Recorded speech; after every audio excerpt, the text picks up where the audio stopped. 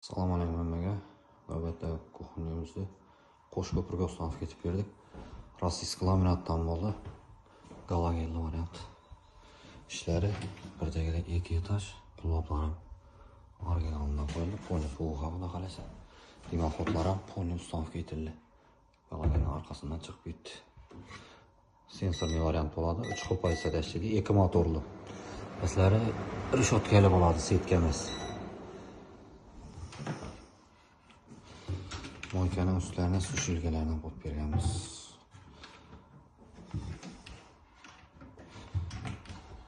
Xohlasa zazorlar ham yeridan keldi.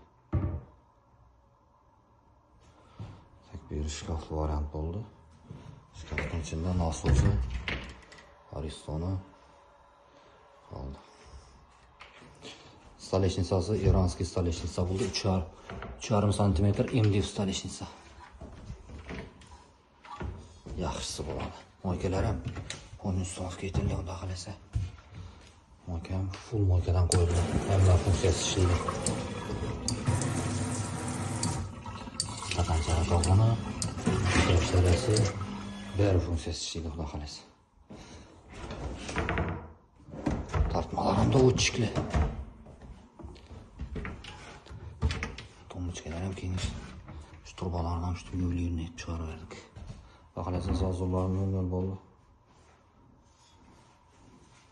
Kafelar display qo'yildi, poni ham komplekt bo'ldi.